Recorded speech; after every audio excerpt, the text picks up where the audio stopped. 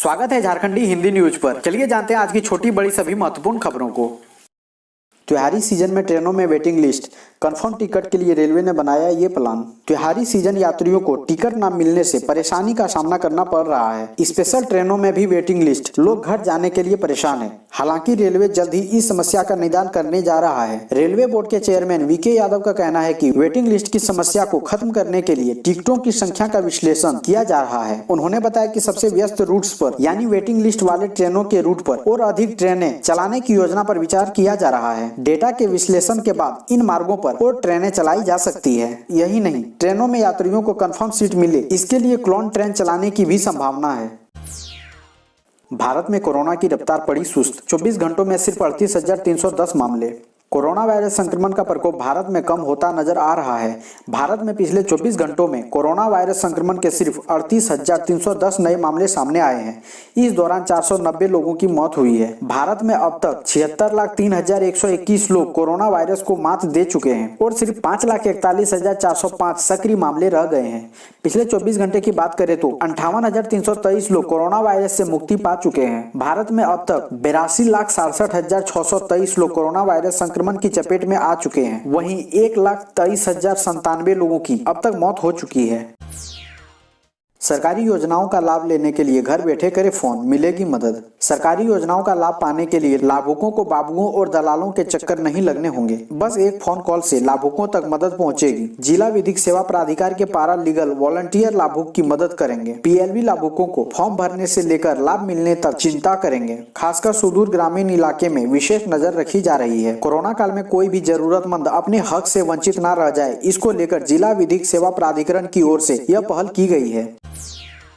उद्योग मंत्रालय ने एचईसी के कार्मिक निदेशक सहित कई अधिकारियों का इंक्रीमेंट रोका। भारी उद्योग मंत्रालय ने एचईसी के निदेशक कार्मिक एसके सक्सेना सहित कई अधिकारियों का एक इंक्रीमेंट रोक दिया है। वर्ष 2018 में पूर्व सीएमडी अभिजीत घोष ने एक न्यूज चैनल को कार्यालय के लिए बिना टेंडर निकाले हुए बिल्डिंग आवंटित किया था। इस मामले की जांच जब सीवीसी ने की तो पूर्व सीएमडी को दोषी पाया गया, मगर सीवीसी के फैसले आने से पहले ही अभिजीत घोष सेवानिवृत्त हो गए। ऐसे में सीवीसी ने निदेशक कार्मिक का इंक्रीमेंट रोकने का आदेश दे दिया था। इस अनुशंसा पर मंत्रालय ने निदेशक कार्मिक सहित अन्य अधिकारियों की इंक्रीमेंट रोक दी।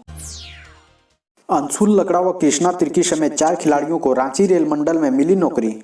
रांची रेल मंडल में 4 खिलाड़ियों को रेलवे ने नौकरी दी है। चारों देश के उभरते हुए खिलाड़ी हैं। जिन खिलाड़ियों को नौकरी दी गई है उनमें हॉकी के 1 पुरुष खिलाड़ी व 1 महिला खिलाड़ी और वॉलीबॉल के 2 पुरुष खिलाड़ी हैं। चारों खिलाड़ियों को मंडल के वाणिज्य विभाग में नियुक्ति दी गई है। इसमें से साल 2017 में हॉकी के खिलाड़ी कृष्णा तिर्की ने औरंगाबाद और भोपाल में आयोजित जूनियर नेशनल चैंपियन में गोल्ड मेडल जीता था। उसी साल महिला हॉकी खिलाड़ी अंशुल लकड़ा ने भोपाल में आयोजित महिला हॉकी जूनियर नेशनल चैंपियनशिप में रजत पदक हासिल किया था।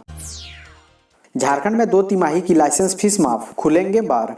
रांची सहित पूरे झारखंड के बार संचालकों ने मंगलवार से बार खोलने का फैसला लिया है। उत्पाद विभाग के सचिव विनय कुमार चौबे से सकारात्मक वार्ता होने के बाद बार ओनर एसोसिएशन ने बार खोलने का निर्णय लिया है। विभाग के सचिव विनय कुमार चौबे ने एसोसिएशन के सदस्यों को आश्वस्त किया है कि सरकार जल्द ही 2 तिमाही की लाइसेंस फीस माफ करेगी। हालांकि यह प्रक्रिया कैबिनेट से सहमति मिलने के बाद ही पूरी होगी, लेकिन विभागीय सचिव के आश्वासन के बाद बार ओनर ने बार खोलने का निर्णय ले लिया है।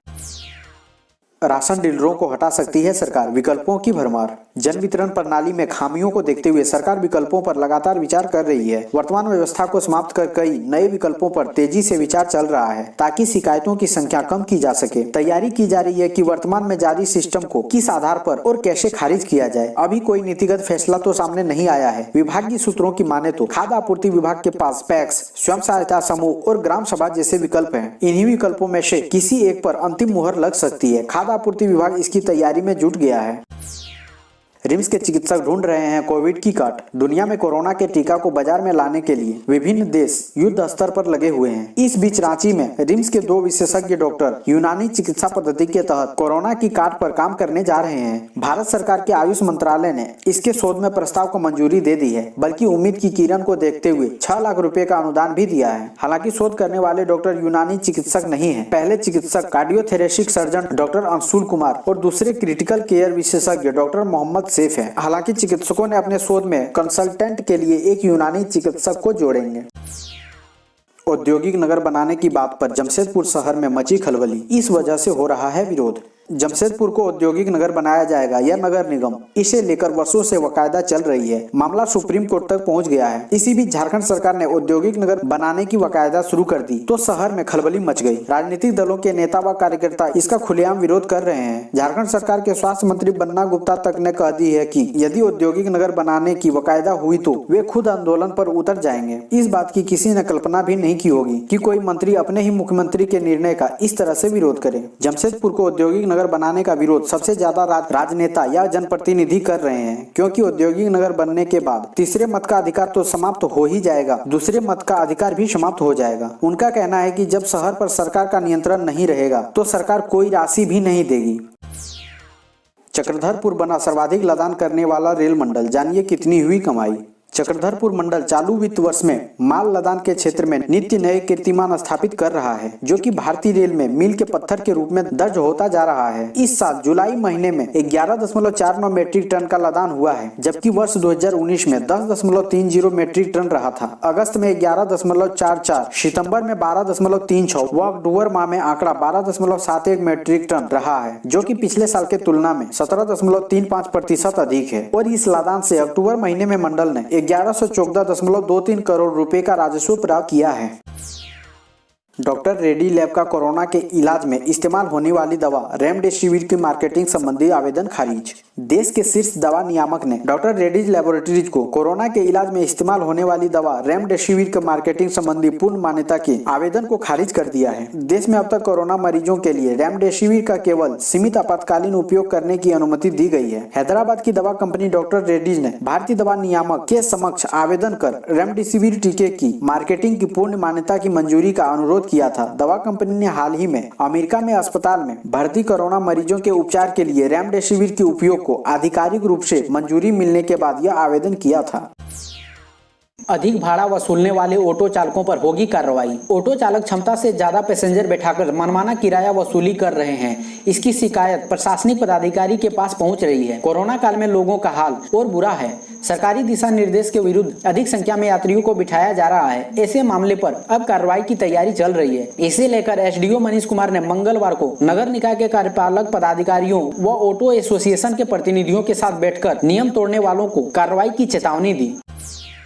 हाईटेक होगी झारखंड की अदालतें, जाने क्या मिलेगी सुविधा। झारखंड की अदालतों से ई समन और ई वारंट जारी किए जाएंगे। संबंधित थानों को ईमेल से वारंट और समन भेज दिए जाएंगे। इससे इसका तालिका जल्द होगा और समय पर लोग कोर्ट में उपस्थित हो सकेंगे। अभी जमशेदपुर से इसकी शुरुआत हुई है और धीरे धीरे सभी अदालतों में इसे लागू किया जाएगा। जानकारी के अनुसार फिलहाल समन और वारंट मैनुअली जारी किया जाता है। कोर्ट से जारी होने के बाद कोर्ट में औपचारिकता पूरी करने के बाद इसे संबंधित थानों में भेजा जाता है। थानों में वारंट और समन काफी दिनों तक लंबित भी रहता है। कई बार संबंधित व्यक्ति को समय पर समन नहीं मिल पाता है। जानकारी के अभाव में संबंधित व्यक्ति समय पर कोर्ट नहीं पहुंच पाता है और उसके खिलाफ वारंट जारी हो जाता है। अब ई समन और वारंट से सीधे संबंधित थानों को ईमेल के जरिए भेज दिया जाएगा।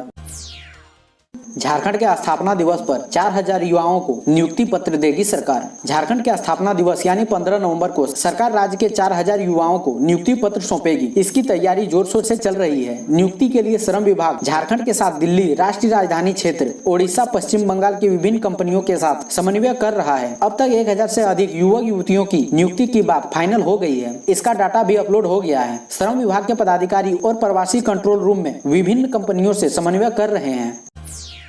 झारखंड के प्रतिभावान खिलाड़ियों को तराशने में सहयोग करे रेलवे। मांडर विधायक ने डीआरएम से कही ये बात। रांची जिला अंतर्गत मांडर विधानसभा क्षेत्र के विधायक बंधु तिर्की ने दक्षिण पूर्व रेलवे रांची डिवीजन के मंडल रेल प्रबंधन से झारखंड के प्रतिभावान एवं भर्ती खिलाड़ियों को प्रोत्साहन देने की अपील की है। इस संबंध में तिर्की ने पत्र लिखकर कहा कि अगर राज्य के प्रतिभावान खिलाड़ियों को रेलवे की ओर से ट्रेनिंग की व्यवस्था की जाए तो दूर दराज के प्रतिभावान खिलाड़ी निखर कर हमारे बीच आएंगे। सैनिक, अर्धसैनिक, पारा मिलिट्री जवानों की जमीन से संबंधित मामलों का जल्द होगा समाधान। अन्य राज्यों, दूरस्थ क्षेत्रों में नौकरी कर रहे सैनिक, अर्धसैनिक, पारा मिलिट्री के भूमि से संबंधित मामलों का रांची जिले में अब और तेजी से निष्पादन होगा। उपायुक्त छवि रंजन ने ऐसे मामलों के जल्द निष्पादन के लिए एक नया सेल गठित करने के निर्देश दिए हैं। यह सेल सैनिक, अर्धसैनिक, पारा मिलिट्री के जवानों से संबंधित भूमि संबंधी मामलों जैसे लगान, रसीद, नामांतरण, जमीन मापी आदि का त्वरित निष्पादन करेगा। बेरमो व दुमका में मतदान संपन्न। दुमका में 65.27%, बेरमो में 60.20% वोटिंग। झारखंड में बेरमो व दुमका विधानसभा उपचुनाव के लिए मतदान संपन्न हो गया। दुमका में 65.27%, जबकि बेरमो में 60.20% वोटिंग हुई। इस दौरान कोरोना पर वोटरों का उत्साह भारी दिखा। कोरोना गाइडलाइन का पालन कर मतदाताओं ने वोट किया। महिलाएं मतदान केंद्रों पर पहुंचकर मतदान करती रही। युवा, दिव्यांग एवं बुजुर्ग वोटरों का उत्साह देखते ही बना। दोनों सीटों पर मतदान शांतिपूर्ण संपन्न हो गया। 10 नवंबर 2020 को दोनों सीटों के लिए मतगणना होगी।